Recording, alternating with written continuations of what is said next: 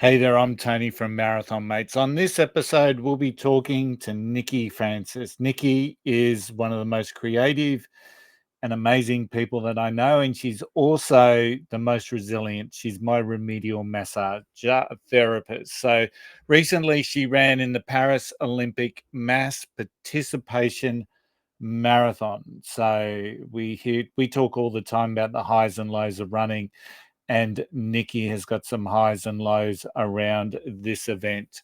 And of course, we're going to talk a little bit about the benefits of massage and everything else that Nikki actually does. Are you ready to run? Let's go. Welcome to the thrilling world of the flying runner, brought to you by the Marathon Mates.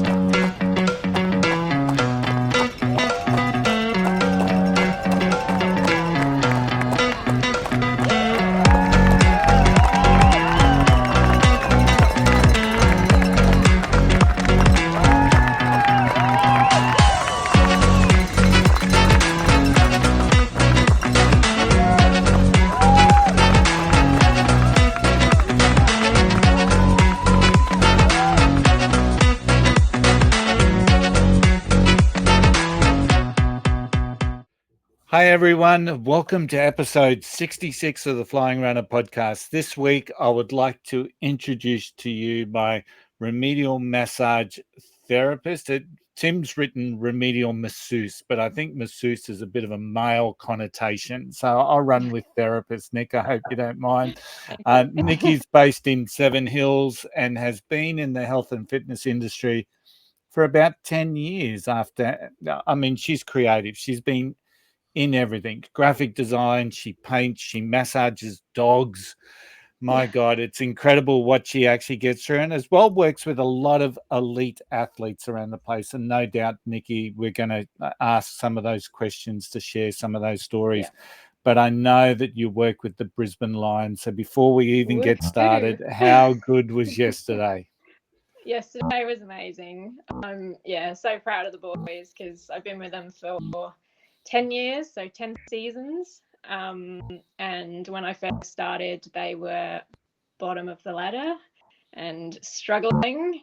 And it's just, so nice to see them come all the way up to the top and get what they deserve. It was great. Absolutely. It was a great game, and somehow I managed to watch the game and watch 3 sets of acoustic gigs at a pub with my daughter. So I was multi-skilling in my way. So Nikki recently completed in the Paris Olympic mass participation marathon. And I've heard the story, and I can't wait for Nikki to share some of those stories about that event. So welcome to the show, Nick. It's great to have you here. Thank you. And as always, I'm joined by my marathon mates. We've got Tim and Tara and Lucia. Guys, no doubt it's been an eventful weekend. Tim and Tara, you've got your big trip coming up. It's getting closer. So how's everything going training-wise? Well, I guess it's going good. I guess it's as good as it can be. There's not much we can do about it now, but no, it's good. We've gone for a long run today. So we're recording on a Sunday today, and we've done our last long run before the big trip. So when this episode drops, we'll have 1 week to go till Chicago. And today we were able to knock over 25 kilometers, Tara? 25. It was windy and it was raining. So, yeah. Yep. It was just like how we're expecting Chicago to be. And a little bit cool at times as well. So, it wasn't too bad. We've got through it now. We've done the training. Our bodies feel good. Our mindset is good. We'll get through it. We're happy with what's coming up. We know what's coming up. It's a big challenge for us, Chicago, Niagara, and New York. So, we'll get through them all. Easy. Lucia, what was your week like? I've got Melbourne half in 2 weeks, so I'm now in taper. So it should have been 17 Ks today, turned out to be 14. But I did have a thought because I did my run in and around Centennial Park today, and there's one part, and I could go down and get a milkshake. I'm like, do I actually stop for a milkshake, or should I keep going? So, Tara, I kept going. I don't know why. Oh my God! Yeah, I know. Something's wrong. So I've got no expectations for Melbourne. I'm just going to give it a good crack. What happens on the day happens on the day. But I love the Melbourne half, which is part of the Marathon Festival, because it finishes, I believe, inside the G. But weekend hasn't been great because both my teams lost, the Swans and the Sydney Roosters. So I just got to move on. No sympathy about the Swans losing from anyone else on this podcast. I know. And what was your second team, Lucia? Sydney Roosters. Oh, you poor thing. Yeah. Oh, you poor thing. Yeah, I know. So I should just being a Roosters fan. My God, I expected better from you, but hey, no. But the Roosters club is only up the road, so Roosters go my whole life. I'll even if I know they'll lose, if I'm in a tipping comp, I will still tip them. I can't tip against them. Yeah. I know how you feel. I'm one of those Dragons faithful that always tip the Dragons, which means I always lose tipping comp. So, and in terms of Sharon and myself, we had an unintended rest week. Sharon was a little bit crook on our long run today, so we pulled up stumps at 4.92 kilometers, and I'm sure that we're right. So I'm feeling actually quite refreshed. So all good. So that's our training. Nick, what are you're now, if I remember rightly, you're actually moving from an Olympic marathon into trail running. Is that right? Oh, well, I've always done trail running. I've used it as part of my training. So I'm just contemplating maybe doing some trail races because I haven't actually raced the trails before. So just something a bit different because I'm not sure if I want to do another road marathon. Trail's a whole different beast, I can tell you. Yeah, I do highly recommend the Southeast Trail Series. The Southeast Queensland Trail Series is, if you want to start out in trail running, that is the way to do it. They have got some fantastic courses. Yep. Yeah. And we're very lucky here because I literally live a few meters away from Seven Hills Bushland. So that's like my local run. So yeah, it'd be cool to do a race though. Too easy. Let's get to the news.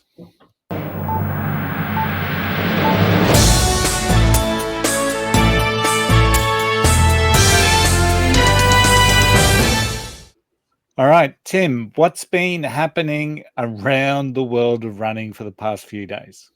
Well, I've titled this one Boston Marathon Madness, and I think we can all understand what that means.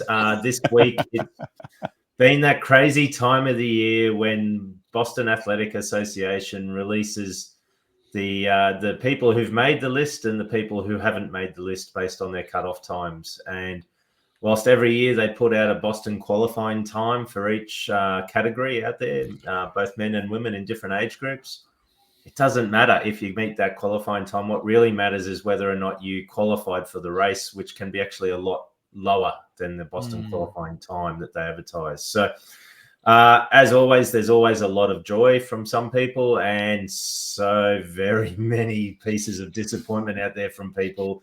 And we see it all on social media for a good part of the week. So I guess the news this week with it is that the Boston Athletic Association has announced that there's 24,069 runners that have been accepted into the 2025 event.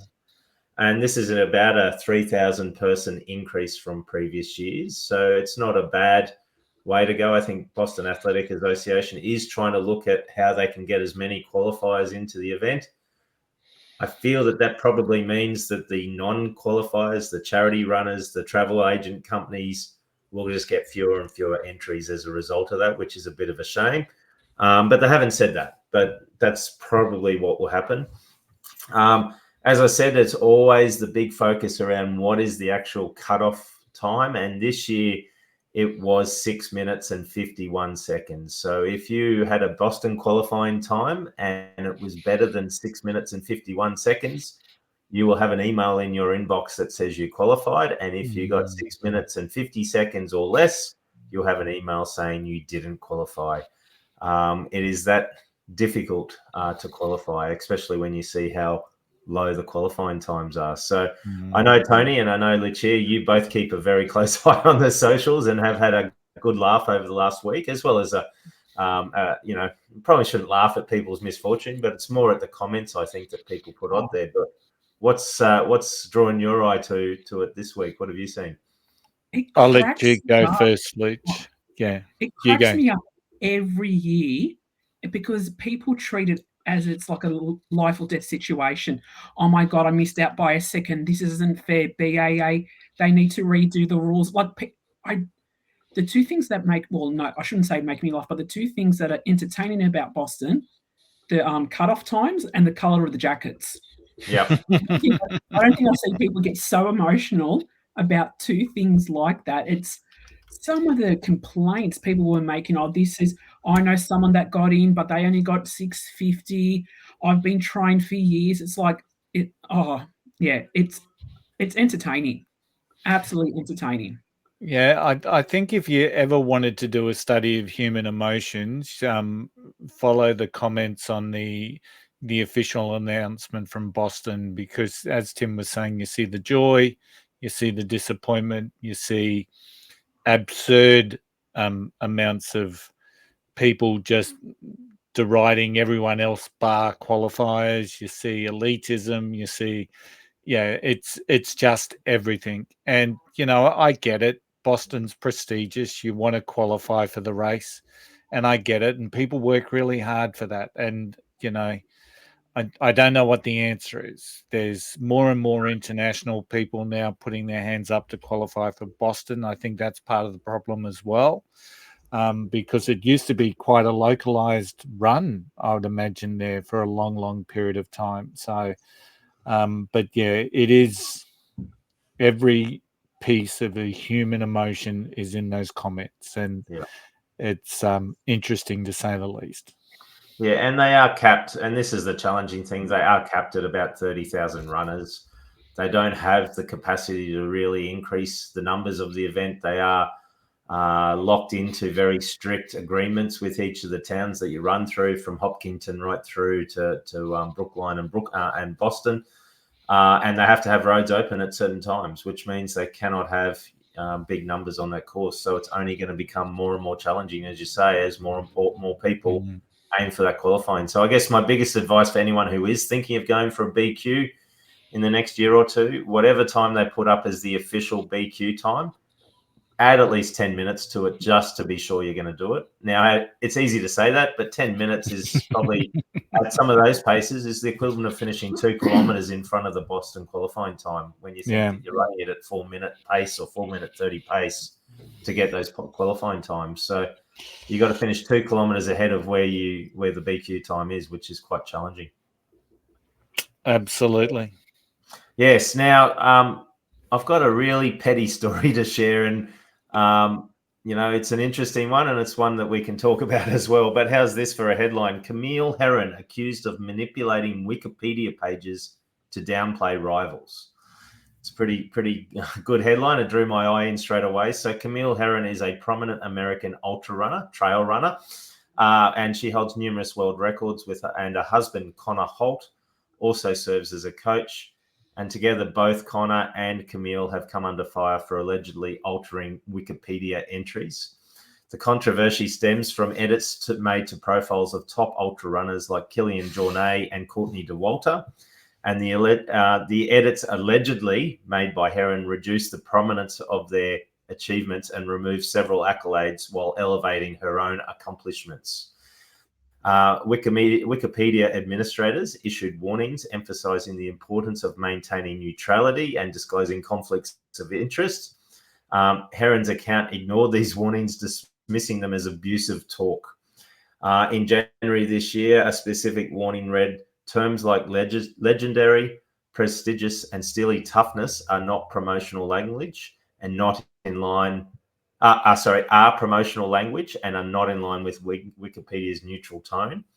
And she continued on, changing Wikipedia posts after being warned. One of the more contentious edits involved removing the phrase "widely regarded as one of the best trail runners ever" from Jornet's and Dauwalter's pages, citing the need to remove puffery, whatever puffery is. At the same time, Herron's page was updated to describe her as widely regarded as one of the greatest ultramarathoner runners of all time. So since 2017, the two accounts tied to Heron and her husband have made over 300 different edits, with more than half of them targeting her own Wikipedia entry. And many of those edits involved enhancing her accomplishments while downplaying or removing the achievements from other athletes' profiles. So that is very petty. And this is the world of trail running, Nikki. So, No, yeah. this is not what trail runners are usually like. It is a very weird one, and it was very weird when I saw that. But it's definitely a different news article, I can tell you. Yeah, it's like I don't see what the problem is. I update your Wikipedia page all the time, Tim. So I've never had a problem. That's because nobody reads it, so it doesn't matter. I better go create one now. or look for the one that's been created. No, it's all right. No. Yeah, I found that very petty, and it's it's along the line of what we've talked about with Strava bandits and everything. People want to potentially look better than what they are. So, hey, so be it. That's who they are, and one day they're going to get caught. So yeah, and I think it would be very tough for anyone to say Camille Herron is far and away better than Courtney Dauwalter or Kilian Jornet, who's one of the men's best in ultra running as well. I know Camille is a very talented ultra runner, but that just seems very petty. Yeah, and just to add to that, for me, I have no idea who they are. So does that help the argument? I don't know. Yeah. Well, maybe check it on Wikipedia and you'll get the truth on there. And just lastly, guys, as I said, we're recording this on a Sunday afternoon, which means it's Berlin marathon time. And those who are running Berlin would be up now in the morning, making their way to the start line. Unfortunately, I don't have results of it. I can't read into the future. And we'll have a bit more of a chat on it in next week's episode around the outcomes of it. So we'll be a bit late with the Berlin results. But it's been interesting, though, seeing that. I know Tara and I have discussed it. There's some serious FOMO. We were only there a year ago, as you were, Tony. It's a fantastic event. We loved it. But it's definitely getting a bit of talk on social media again as well. Yeah, there's lots of talk, and they've upgraded the race to 58,000 runners, and I would say that there are some teething and some growing pains associated with that. But some of the angst that we've seen on, once again, social media has just been incredible in relation to the expo and just the challenges. The benefit is that they now do an official 5K run the day before, which I think they've now, it seems that every major is starting to fall in line with an official 5K as a bit of a run prior to the marathon. But yeah, it'll be good luck to, well in the future here, well in the past, but I hope everyone has a great race at Berlin. Yep, 100%. And that's the news this week. Thanks, Tim, for the news. Let's have a chat with Nikki. As I said, Nikki's one of the most talented people I know. So, Nikki, just to give you a little, I'm sure you know how this is going to work. We're all going to ask you some really detailed questions, put you under the spotlight, turn the heat up, that sort of thing. If you start to sweat, that's all right. Just grab a cold drink. But no, I think you'll be right. We've already talked about the lines because that was how I was going to kick off, but we've already talked about it. So let's hear it start with a little bit about your own running journey. Okay. So I'm from England. So I actually wasn't really a runner in England because, the weather's pretty rubbish most of the time. But I went to university and me and a friend just thought we were a bit lazy. So we joined a gym and started training together, and I started to run on a treadmill, and I was terrible because I could only run for about 10 minutes and my ankles would hurt and my feet would hurt, and I was like, God, how do people do this? But for some reason I really wanted to be able to run, so I just persevered, and eventually I could run on a treadmill for an hour and the treadmill would switch off after an hour. So that was kind of my goal, run until it turned off. And And one day I was doing my run, and a guy in the gym just came up to me and said, "Oh, you're quite good. You should do the half marathon. It's on in a few weeks' time, and I think you'd be pretty good at it." And I was like, "Oh yeah, that can't be that hard." So I did 3 runs outside, and then I did a half marathon. And I got to the end of the half marathon, and it was actually okay, and I enjoyed it, and I got that buzz and that feeling of pride when I finished. And so I was still living in England then, so I kind of carried on running a little bit there, but it was only when I moved to Australia really that I became a bit more serious, because the weather's perfect in Brisbane. You can run pretty much every day if you want to. Except from between October and March, when it's boiling hot and you're going to cook yourself. But I'd rather that than run in the cold. So 100%. Oh no, see, no, I prefer the cold, but as we know, I'm not. Yeah, I do things a bit quirky. And before we dive into the Paris Marathon, well, which was part of the Olympics, have to get the terminology, the Paris Olympic Mass Participation Marathon. I think you need to tell me that one. Yeah, you've got to say it right, otherwise Tim will get annoyed. Yeah, so we've got to say Paris Olympic Mass Participation Marathon. Marathons. Yeah. It's either the Paris Marathon, which is the one run as the almost major, not a major, or you have the Paris Olympic Marathon, or you have the Paris Olympic Mass Participation Marathon. I knew there'd be a reason. That's all right. And there's a French name for it, and I can't pronounce the French name for it. The Marathon pour two. That's it. Marathon for everybody. And now, Nikki, and traveling overseas, running a marathon, it's not something that's new for you, from what I understand. And you've done New York previously. What was the motivation to run it, and what were some of your highlights from New York? Because we all, Tony and I, we have our different highlights. So I'd be very keen to see what were some of your highlights about running New York. Yeah. So I'd run 2 marathons in Australia before I ran New York. And the reason I wanted to run New York is because I joined a run group, and there was a bunch of us that were like, "Oh, let's just see if we can try and qualify." And back then in 2012, it was actually quite easy to qualify. So I qualified through a half marathon, which I don't even think you can do anymore. I think it has to be a full. Yep. And I went over in 2012, but I don't know if you remember, because it was a long time ago. There was Superstorm Sandy. Oh, that happened a few days before the marathon. So I didn't even know if we were going to be able to make it to New York, but they started flying into New York again a couple of days before we were due in. So flew over, and then they didn't cancel the race until the day before. So people were really upset because they'd come in from like interstate, and then they kind of cancelled it last minute. Luckily for me, I actually got a stress fracture in the October, so I wasn't going to be able to run it anyway. But I still obviously went over on holiday, and I packed all my running stuff because I was like, well, maybe I could just walk it or something. And then, when they cancelled it, they offered a refund or entry into one of the next 3 years. So I went back in 2014 and actually ran it. And I think the reason I wanted to do New York is because it's New York. Like, it's just such a iconic, amazing city. And I was like, if I'm only going to do one overseas marathon, then that would be my pick. But yeah, it was an amazing event. Like the crowd is just another level. But I mean, I haven't done all the ones that you've done either. Like, you could probably say the same about all the other majors, but I just thought it was, I think New York's one of the best. And Nikki, is there a photo of you with the naked cowboy after the event? Was that? Oh God, no, that wasn't me. What are you talking about? That wasn't you, no.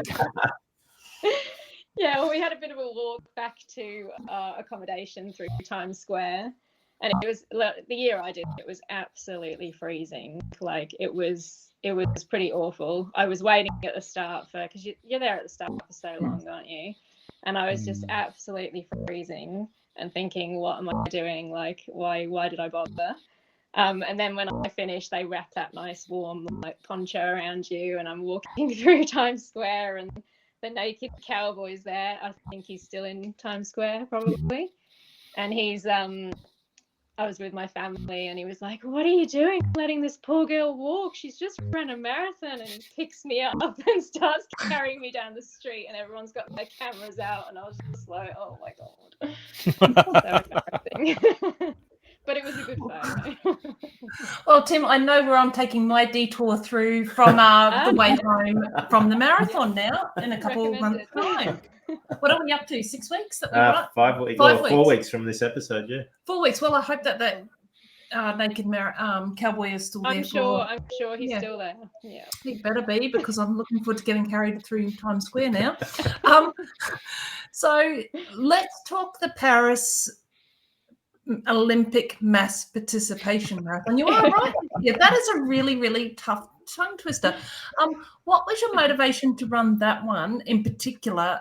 And how do you actually go for the process of actually doing it? Yeah. So we knew a while back that we were going to go to Paris Olympics. So as soon as I kind of knew the date and the first day of the Olympics just happened to be my 40th birthday. So ages ago, we were like, let's go to Paris for my birthday and do the Olympics.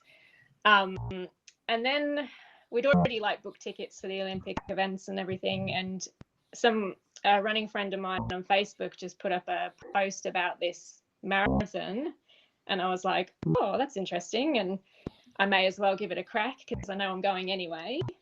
So I looked into it all and it was quite it was just a ballot basically, but it was a bit complicated ballot. So the only way you could get a spot was to win a spot. And there was a 10K race and a full marathon. You couldn't pick which one you wanted to do. It was just luck. And they had 20,024 places in each marathon and it was equal male and female.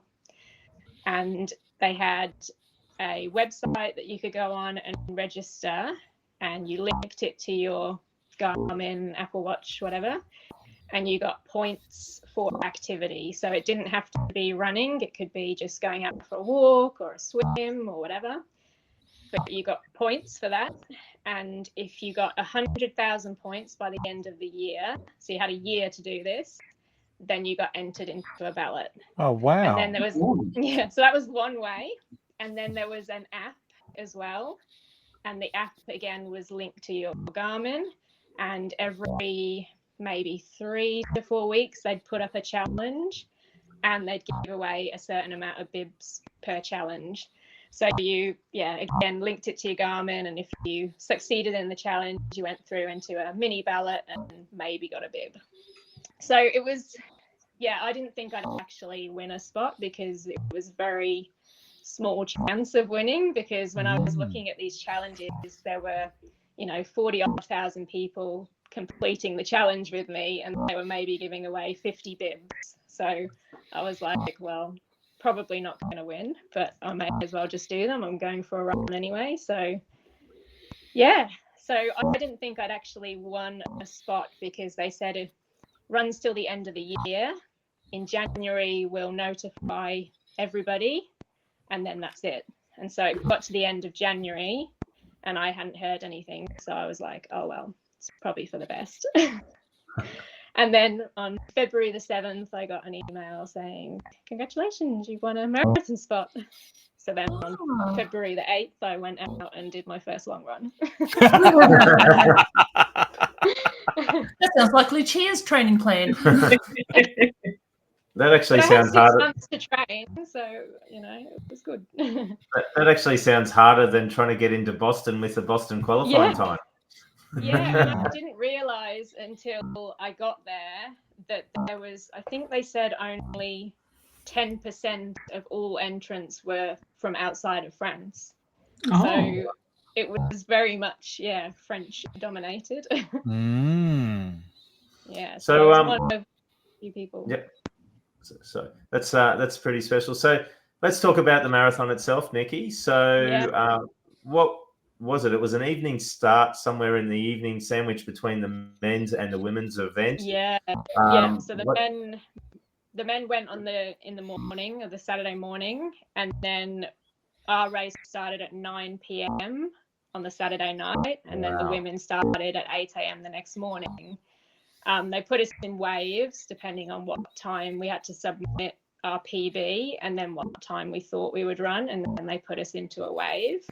So I was in the second wave, which was good because I was starting more at that 9 o'clock time, but there was, the last wave was starting at like 10:30 p.m. So it's kind of really strange because I don't know about you, but I'm a morning runner, so I like to get it done in the morning, and then you just got all day to chill and recover. So it's quite strange waiting all day for a race and trying not to do too much, and very weird. And we noticed when we were over here, the weather was really hot. We noticed the course was really hilly. Yeah. How did you go with the heat and the hills?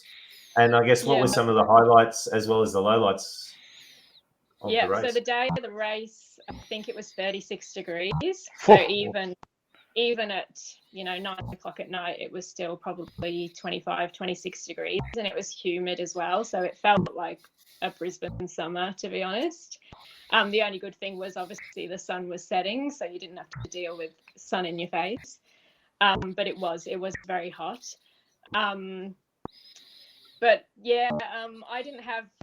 Unfortunately, I didn't have the best race. So I was really proud of myself. My training went really well here in Australia, and I did all my long runs, and I actually felt really good.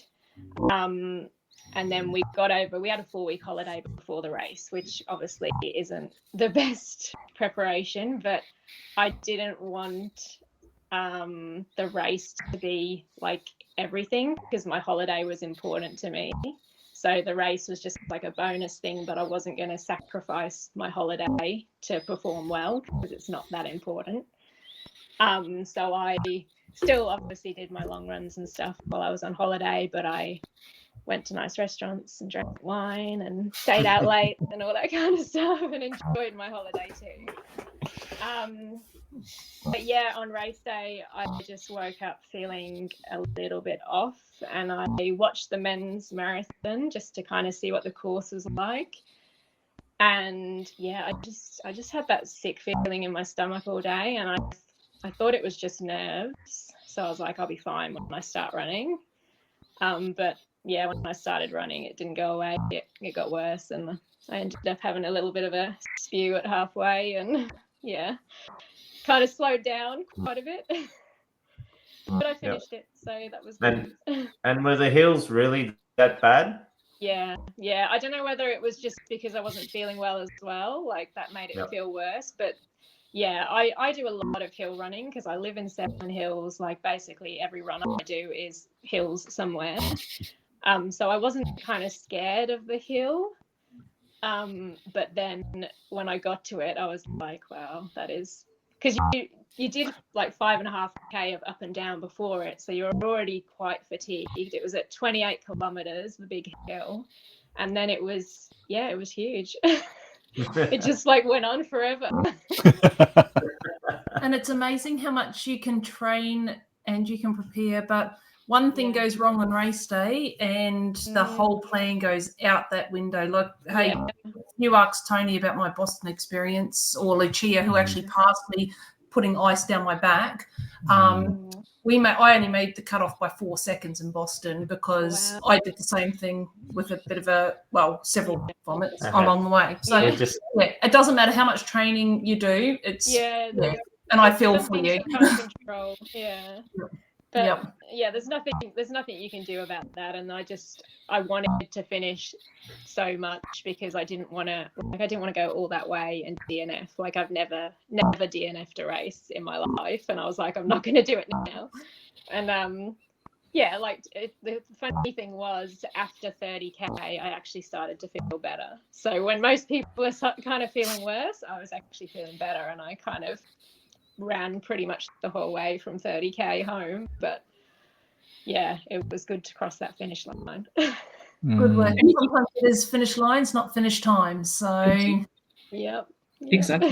And how was the support that late at night? Like, was there still support out for you guys? Yeah, I expected, like, I thought there'd be quite a bit at the start, and then as it got later, I was like, oh, there won't be anyone out there at that time of night because they'll all be wanting to watch the women the next day. And it was amazing. Like, literally the whole way was lined with people just cheering at us. And when I'd watched the men's and the women's afterwards, they didn't have as much crowd as we did. It was crazy. Truly. And there was little kids out there. It was like 1 a.m. and there was little kids cheering us on, and yeah, it was amazing. Probably on a par with New York, actually. That's incredible, Nikki. It must have been something. Like we saw the photos of the men's and the images from men's and women's coming past Eiffel Tower, or seeing it in the distance. Yeah. Describe what that was like when you've done the hill. It's at the 28K mark. Yeah. It sort of flattened off a little bit from then. Am I right? The last kind of 10K was just back on the river again, so nice and flat. And you passed the Eiffel Tower, like really close to it, and that's pretty special because it's all lit up at night and it had the Olympic rings on it, and yeah, it was amazing. Like now it's been a few weeks and I'm looking back on it, I appreciate it a bit more, but at the time, because I was feeling so ordinary, I probably didn't take it in and appreciate it as much as I wish I could have. Yeah, that sounds like a perfect selfie spot, doesn't it? Just taking the Eiffel Tower in the background. Yeah, absolutely. Yeah. That's something that I would have done, and it was probably a good thing because I know Dolph, your husband, and my wonderful physio that he is, keeping this old body on the road, would have been frantic knowing that you were sick and was trying to reach you and all that sort of stuff. We were messaging each other and I was like, I don't know if I can do this. And he's like, yes, you can. Just keep going. And he was like, I'll meet you at 30K. And he was at about 32K. And I gave him a bit of a hug and he was like, just keep going. It does help having people there. Yeah, great. It's a great story. But while you're in Paris and you've done the horror marathon, I mean, let's face it, I don't think any of us would have wanted to have run that course.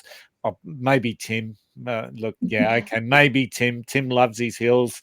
I couldn't think of anything worse. Anyone that puts a hill at the 28K mark of a marathon, there's something not quite right with them. But when you're in Paris, you also attended some of the Olympic events themselves. So talk us through what you got up to and what was the atmosphere like. I'm just in I would love to just go spend time at an Olympics game. So what's it like? Yeah, it's pretty special. So I've never been to an Olympics to watch before. I've been to work at one, but when you work one, you don't see anything at all. So I really wanted to just enjoy one, and it was probably better than I expected. I think Paris did it amazingly. Like the public transport, the signage, like the organization, the volunteers, they were just, amazing. So we went to 10 events in total, so we were pretty busy. We did athletics, canoe slalom, so we saw Jess Fox get a gold, which was really special. Tennis, swimming, rowing, beach volleyball, rugby sevens. Yeah, like we did a bit of everything. We kind of love all sport and we'll watch most things. So I just loved it. Yeah. We dragged my parents around as well for 5 events. So they would have hated that. And Nikki, what was the crowd atmosphere like? Because watching it on TV, it's like everyone really got into it. They loved it, yeah. The French crowd just love it. They were so loud and enthusiastic, and yeah, if I don't ever hear someone scream "Allez le bleu" in my ear again, I'll be happy, because that was like constant the whole time, and it's go the Blues. But they loved it. Were they supporting their own, or were they also supporting like all other countries? I think, mostly, obviously, they were supporting France. Whenever there was a French team or person on, they were very, very loud. But if there wasn't, we actually found they supported Australia quite a bit. So when we were at the basketball, we watched the women, and they were playing the US, and there was all the French crowd around us were screaming for Australia. I don't know if because they were the underdogs as well, but yeah, it was kind of cool. Oh, excellent. Thanks, Nikki. Now, as Tony mentioned before, you are his remedial massage therapist and also Pilates instructor. And you've also been now. And also you've worked with a number of Australian athletes and a team that shall not be mentioned. Brisbane Lions, Brisbane Lions. Might be a reason why the anthem is the French anthem for Nikki. Yeah, La Marseille. We are the pride of Brisbane. Sorry, Thanks. That wasn't on the run sheet, Tony. What's it like working with elite athletes, and what's been your favourite event that you've worked with or on, I should say? Good question. I love working with elite sport, mostly because I work for myself. So I just work out of my home by myself. So it's nice to get out of the house occasionally, work with other therapists, and also just like be part of a team and know that you've maybe had a little bit of, an input into how someone performs. So obviously last night I was completely claiming the win as my massages. No, but it's great to work with sport because you just feel part of a team, which obviously being self-employed I don't have. So yeah. I must say. Oh, sorry, I must say I had a massage last Wednesday with Nikki, and I must say that she was saying that she'd just been at the Lions that day, and she said the boys are very relaxed. There's just a good vibe, and and I shared that on the other podcast I do about music, and the other two boys tipped the Swan. So I think they now got the kiss of death. But it was just really pleasing to hear that there wasn't a hangover from last year, that they weren't stressed out. They were fired up. They were definitely ready to go, and it was definitely a different feeling there this year than last year. They were just way more positive, which was good to see. Yeah. Sorry, your favorite event? Favorite event? That's really hard. Like I went to Tokyo Olympics, which was very cool to be a part of that. But obviously it wasn't a normal Olympics either. It was during COVID. It was very strict. We weren't allowed to leave the village. We had to wear face masks all the time. Like it was a bit odd as well. But just seeing all those amazing athletes in one spot is it's pretty amazing. But I don't do that many events. It's more kind of, looking after athletes through the year. Tim did put your resume right at the front, and it's just too long to mention, but you do work with quite a few, Nikki. So, so what's the difference, I guess, between elite people and then someone like myself that you've got a massage? Which one do you most enjoy doing? Oh, this is going to go one of two ways. It's quite different. I have a lot more, I guess, conversations with my normal people at home than when you're when you're with a team, because when you're in the team environment, it's very much like just focused on them and what they need, and they talk to us obviously, but it's not, we're not chatting about stupid little things. It's more about how their bodies are and trying to get them feeling good. So I just got out of that that you talk stupid little things to Tony all the time. Yeah, pretty much. Or that I talk stupid little things. But we do. It's always until I'm not, I don't know about you, Tim, but the minute you've got a roll on your tummy, it's almost like you're falling asleep and you can't. That's when the talk stops. Yeah, there's not a lot of falling asleep because I'm in too much pain when I get mine. But you don't also just do people, you also do dogs, I hear. Yeah, I do a little bit with dogs. Yeah, so is that like for rehabilitation from surgery or people that have just got Yeah. older animals, or what Yeah, sort a of? bit of both. That's probably the two main reasons is Mhm. surgery and older dogs with arthritis. I mean, they're the same as us, really. They get sore in all the same places. They just can't tell us about it. So it's, I mean, the main reason I started doing the dog massage is because of my dog. So I have a rescue dog. We got her as a puppy, but she was a rescue and got her pretty young. So I just, yeah, she's kind of struggled a bit in her early years. Like she was scared of everything. And so I learned dog massage as more like a relaxation thing for her to see if I could try and chill her out a bit and stop her from being so anxious. So that was kind of my main reason for doing it. But then I've had a few clients, and yeah, most of them are surgery or older dogs.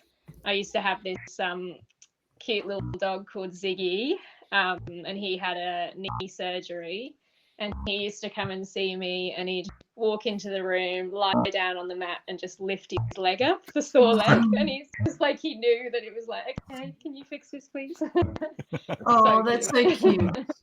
And how did you find it go with the anxiety with the animals as well, like with your dog especially?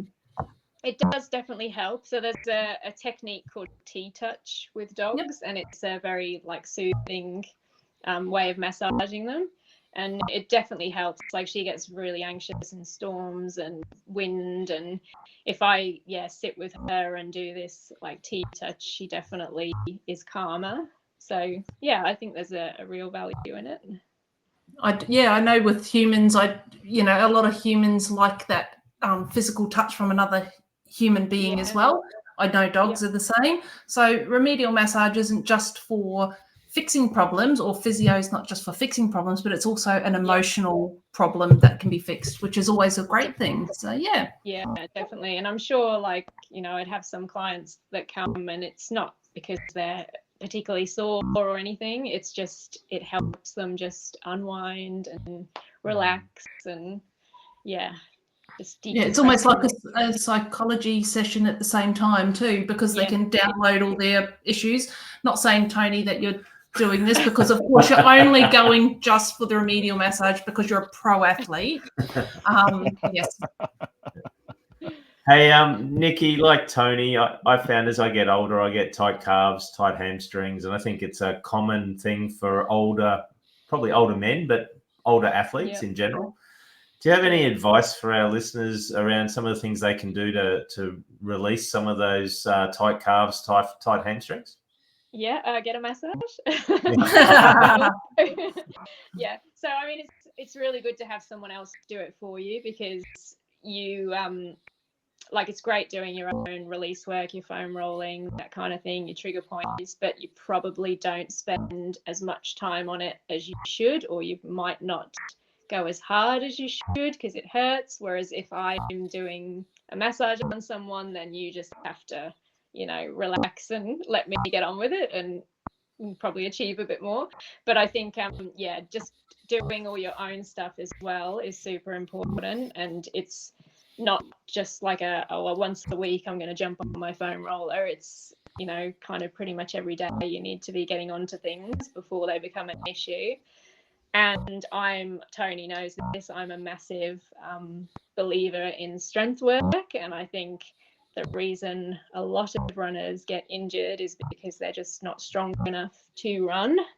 And all they want to do is run. They don't want to do all the boring strength stuff. So I think that also helps like people to not get as tight and sore as if your body is nice and strong and can deal with the demands of running.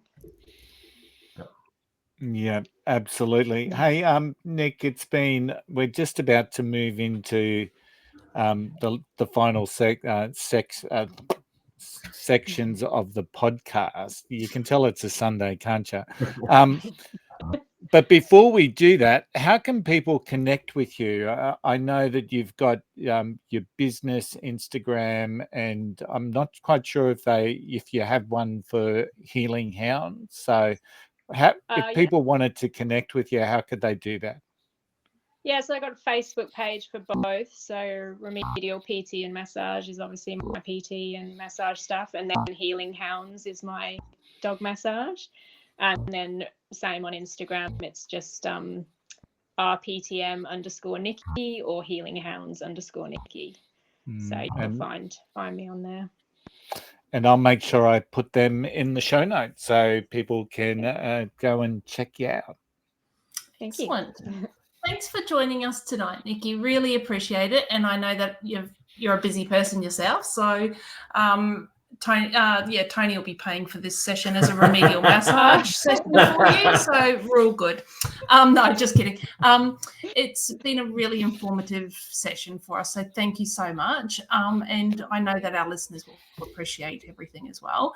But before we wrap it up, we always get our guests to do what's called the Fast Six. So we're going to hand it over to Tony, and he's going to ask you 6 fast questions and hopefully get just as fast answers back. Yeah. Thank you. And you'll hear some noise from the outer if you get some of the question, if you answer in the way that Team Ellis tend to answer. So, right, Nick, you ready? So, podcast or music? Music, but podcast when I'm drawing. Oh, best running advice ever given to you? Build up slowly and be consistent. And then what advice would you give to someone starting out? Get strong first. Okay. Uphill or downhill? Uphill. Yes. Every time. Gels or blocks? Blocks. And favorite shoes to run in? At the moment, New Balance 880s for the road, and then Solomon's Speed Cross for the trails. But I change road shoes quite regularly because I like them 1 minute and then I decide I don't like them anymore. Or they change them when they change the model slightly, and yeah.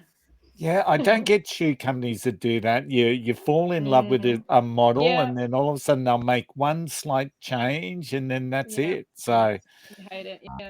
Yeah. Okay. Thanks, Nikki. So before we finish up, we always get a tip from Tim. So Tim, what's your tip for the week?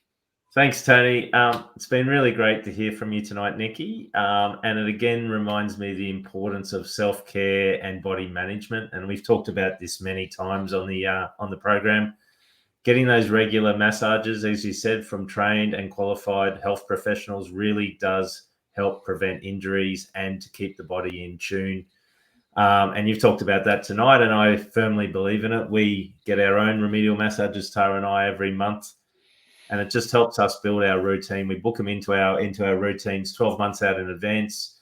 We lock them in for a monthly massage, and it just clears the gunk out of the body. It keeps our body in tune, prevents injuries, and it's part of our running routine. So exactly what you've said tonight, I agree with. It is really important that we all do that self-care bit and look after our bodies to prevent injuries. The moment you start to neglect those little things is when your body's going to hurt a lot more and probably tear something or break something that shouldn't be there. So whilst remedial massages can be quite painful because they are digging in and really cleaning out the gunk, as you said, and targeting specific areas, they really do work. So if you haven't had one, go book yourself in for one and see how you go. That's my tip this week. Excellent. Thanks, Tim. We're just about to close the door on this episode, but Tara, what's up next week?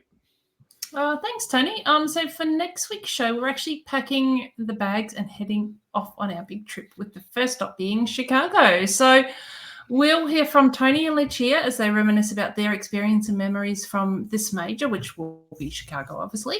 And in addition, we'll share our strategy for race day and tell you some of the things that we are looking forward to doing whilst in the Windy City. We can't wait to get over there and experience yet another major. Oh my goodness.